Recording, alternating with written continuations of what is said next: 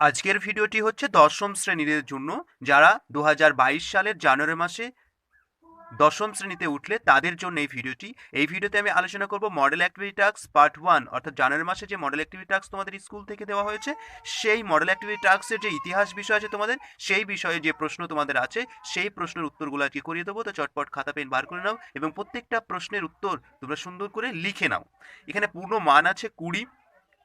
প্রত্যেকটা প্রশ্নের আলাদা আলাদা নাম্বারিং করা আছে। 1 নম্বর দাগে যে শূন্যস্থান পূরণ আছে, এখানে 4টে প্রশ্ন আছে, 4টের মধ্যে তোমাদেরকে 4টে উত্তর দিতে হবে। এখানে প্রত্যেকটা প্রশ্নের মান হচ্ছে 1 করে।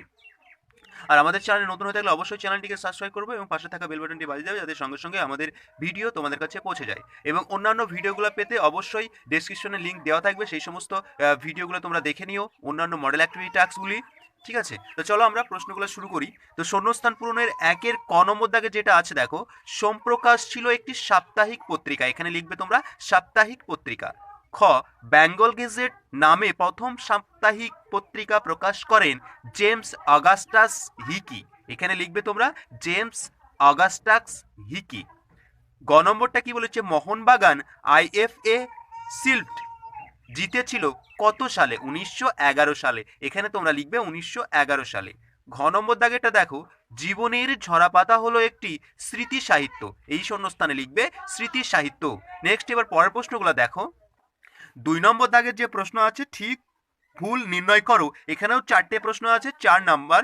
এখানে প্রত্যেকটা প্রশ্নেরই 1 করে নাম্বার আছে। তো ক নম্বর দাগেরটা দেখো, যে ভারতের উপনিবেশিক অরণ্য আইন প্রধানত সাহিত্যিক ইতিহাস চর্চার বিষয়। এটি কিন্তু ভুল, তোমরা এখানে লিখে দেবে ভুল। তারপরে খ নম্বর দাগেরটা কি বলেছে, সরকারি প্রতিবেদন গুরুত্বপূর্ণ ঐতিহাসিক তথ্য সরবরাহ করে। এটি কিন্তু ঠিক, তোমরা এখানে ঠিক লিখে দেবে। তারপরে গ নম্বরটা কি বলেছে, সরকারি গুরুত্বপূর্ণ নথিপত্র মহাজেবখানায় সংরক্ষিত থাকে। এটাও কিন্তু ঠিক, তোমরা এখানে ঠিক চিহ্ন দিয়ে দেবে। ঘ নম্বর দাগেরটা কি বলছে দেখো, যে সামাজিক ইতিহাস সামাজিক কাঠামো ও বিভিন্ন শ্রেণীর মধ্যে পারস্পরিক সম্পর্কের উপর জোর দেয়। এটিও কিন্তু ঠিক, তোমরা এখানেও ঠিক লিখবে। এইরকম ভাবে উত্তরগুলো তোমাদেরকে লিখতে হবে খাতায় সুন্দর করে। নেক্সট 3 নম্বর দাগেরটা দেখো, এখানে স্তম্ভ মেলাতে বলেছে, 4 নম্বর আছে। এখানে পয়েন্ট দেওয়া আছে, 1টি 2টো 3টে 4টে পয়েন্ট দেওয়া আছে। 4টে পয়েন্ট যদি তোমরা সুন্দর করে মেলাতে পারো, তাহলে তোমাদের 4 নাম্বার তোমরা পেয়ে যাবে। তো প্রত্যেকটা পয়েন্টের 1 করে নাম্বার। তো চলো আমরা স্তম্ভটা দেখি। ক স্তম্ভে আছে সোমপ্রকাশ। এই সোমপ্রকাশ যেটা হবে, তোমাদের এখান থেকে সোজা তোমরা এরকম ভাবে দাগ দিয়ে দিতেও পারো এবং পাশাপাশি এরকম ভাবে লিখে দিতেও পারো। তোমরা, অসুবিধা নাই। তো এখানে সম্প্রকাশ যেটা হবে, দ্বারকানাথ বিদ্যাভূষণ, বঙ্গদর্শন বঙ্কিমচন্দ্র চট্টোপাধ্যায়। এখান করে এরকম ভাবে দাগ দিয়ে দেবে। 70 বছর বিপিন চন্দ্র পাল, এরকম ভাবে দাগ দিয়ে দেবে বা পাশে 3 নম্বর দিয়ে লিখে দেবে। তারপর হচ্ছে জীবন স্মৃতি হচ্ছে রবীন্দ্রনাথ ঠাকুর। তাহলে এরকম ভাবে তোমরা স্তম্ভটা মিলিয়ে দেবে, তাহলে তোমাদের কিন্তু হয়ে যাবে। নেক্সট, এবার পরের প্রশ্ন দেখবো আমরা।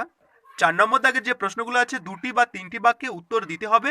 এখানে 4টি প্রশ্ন আছে পরপর, প্রত্যেকটা প্রশ্নের মান আছে 2, পুরো হচ্ছে 8 নম্বরের। অর্থাৎ এই প্রশ্নের উত্তর কটা দিতে পারলে আমাদের 8 নম্বর তোমরা পাবে। তা চলো আমরা প্রশ্নগুলো দেখি। ক নম্বর দাগের যে প্রশ্নটি আছে দেখো, সংবাদপত্র ও সাময়িক পত্রের মধ্যে পার্থক্য কি? খ নম্বরটা কি বলেছে, যে স্থানীয় ইতিহাস চর্চার গুরুত্ব কি? গ নম্বরটা, ইন্দিরাকে চিঠি লেখার উদ্দেশ্য কি ছিল নেহরুর? ঘ নম্বরটা, ফটোগ্রাফ কিভাবে আধুনিক ভারতের ইতিহাস চর্চার উপাদান হিসাবে ব্যবহৃত হয়? তাহলে এই 4টির প্রশ্নের উত্তর আমি তোমাদের সুন্দর করে দিচ্ছি, তোমরা সুন্দর করে লিখে নাও। চলো তাহলে শুরু করা যাক। তাহলে 4-এর 1-এর যে প্রশ্নের উত্তর আছে, সেই উত্তরটা তোমরা দেখে নাও। 4-এর যে 1-এর প্রশ্ন আছে সেটি হচ্ছে কি, যে সংবাদপত্র সাময়িক পত্রের মধ্যে পার্থক্য। তোমরা এরকম ছক করেও লিখতে পারো বা তোমরা নিচেও লিখতে পারো পয়েন্ট দিয়ে দিন। তো 1 নম্বর, সংবাদপত্রে লিখবে তোমরা, এটি দৈনন্দিন জীবনের ঘটনাবলী তুলে ধরে। এটি প্রতিদিন সাময়িক দিনে একের অধিকারও প্রকাশিত হয়। আর সাময়িক পত্রটা কি হয়, এটি প্রকাশনার নির্দিষ্ট সময়কাল থাকে, কখনো সাপ্তাহিক হিসাবে বা কখনো 1 মাস ব্যবধানেও প্রকাশিত হয়। 2 নম্বর পয়েন্ট কি বলেছে, যে এটি সময়কাল সাময়িক পত্র প্রকাশের অনেক আগেই বলে মনে করা হয়। আর এটি সাময়িক পত্র লিখবে, এটি সময়কাল সংবাদপত্রের প্রকাশের অনেক পরে বলে মনে করা হয়। 3 নম্বর পয়েন্ট, এটি তুলনামূলকভাবে আকারে অনেকটাই বড় হয় আর এটি তুলনামূলকভাবে আকারে অনেকটা ছোট হয়। তোমরা এরকমভাবে সুন্দর করে লিখে দেবে ছক করে। নেক্সট চারের খ নম্বর দাগের যে প্রশ্ন আছে সেই প্রশ্নের উত্তরটা দেখে নাও, যে কোনো নির্দিষ্ট স্থানের নিজস্ব ইতিহাসে স্থানীয় ইতিহাস বলে। কোনো নির্দিষ্ট স্থানে নিজস্ব ইতিহাসকে স্থানীয় ইতিহাস বলে। এই স্থানীয় ইতিহাসের চর্চা গুরুত্বগুলো তোমরা এবার সুন্দর করে লিখবে।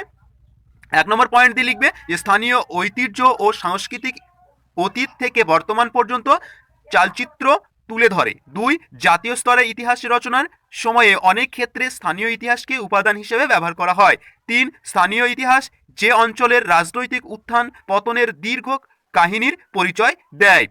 নেক্সট এবার দেখো 4 গ নম্বর যে প্রশ্ন আছে সেই প্রশ্নের উত্তর, অর্থাৎ ইন্দিরাকে চিঠি লেখার উদ্দেশ্য কি ছিল নেহরুর। তো উত্তরটা তোমরা লিখবে এরকম করে, যে পণ্ডিত জওহরলাল নেহরু 1928 খ্রিস্টাব্দে তার কন্যা ইন্দিরা গান্ধীকে 30টি ছোট্ট ছোট্ট চিঠি লেখেন। চিঠি লেখার উদ্দেশ্যগুলি হলো: 1, যে মানব সভ্যতার উৎপত্তি ও ক্রমবিকাশ সম্পর্কে সহজ সরল ধারণা দেওয়া। 2, বর্ণ শ্রেষ্ঠত্বের ধারণা যে সম্পূর্ণ ভুল ও অযৌক্তিক, তার ধারণা দিয়ে মানুষের মধ্যে যে জাতিগত শ্রেষ্ঠের দাবি ঠিক নয় তা তুলে ধরা।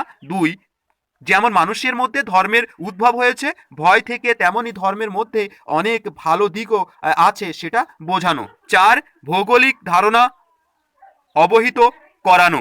এই হচ্ছে চিঠি লেখার গুরুত্ব। নেক্সট এবার ঘ নম্বর দাগের যে প্রশ্ন আছে সেই প্রশ্নটা দেখো। সেই প্রশ্নটা কি আছে? প্রশ্নটা আছে যে ফটোগ্রাফ কিভাবে আধুনিক ইতিহাস চর্চার উপাদান হিসেবে ব্যবহৃত হয়। উত্তরটা তোমরা লিখবে এরকম করে: 1950 এর দশকে ক্যামেরা ছবি তোলার শুরু হয়। আধুনিক ভারতের ইতিহাস চর্চার উপাদান হিসাবে এর গুরুত্ব অপরিসীম। 1 নম্বর গুরুত্ব, যে কোনো গুরুত্বপূর্ণ ঘটনা বা বিখ্যাত ব্যক্তি প্রভৃতি আলোকচিত্র থেকে ইতিহাসে গুরুত্বপূর্ণ তথ্য সংগ্রহ করা হয়। 2 নম্বর, ফটোগ্রাফি থেকে অবিকৃত তথ্য পাওয়া যায় বলে আধুনিক গবেষকগণের কাছে এগুলি তথ্য সংরক্ষণের ক্ষেত্রে গুরুত্বপূর্ণ। 3, কোনো নির্দিষ্ট ঐতিহাসিক ঘটনাবলীর সপক্ষে উপযুক্ত প্রমাণ হিসেবে ফটোগ্রাফ গুরুত্বপূর্ণ অপরিসীম। এইরকমভাবে তোমরা সুন্দর করে প্রত্যেকটা পয়েন্ট লিখে দেবে, তাহলে তোমাদের ফুল উত্তর হয়ে যাবে এবং পূর্ণ মান তোমরা পেয়ে যাবে। আর অন্যান্য ভিডিও পেতে অবশ্যই চ্যানেলটিকে সাবস্ক্রাইব করে রাখবে। আর অন্যান্য ক্লাসের সমস্ত বিষয়ের মডেল অ্যাক্টিভিটি টাস্ক এই চ্যানেল থেকে দেওয়া হয়। তোমরা ডেসক্রিপশন বক্সে লিঙ্ক দেওয়া আছে প্রত্যেকটা ভিডিও, সেখান থেকেও তোমরা দেখে নিতে পারো। পুরো ভিডিওটা দেখার জন্য ধন্যবাদ। আর ভালো লাগলে অবশ্যই একটি লাইক দিয়ে দিও।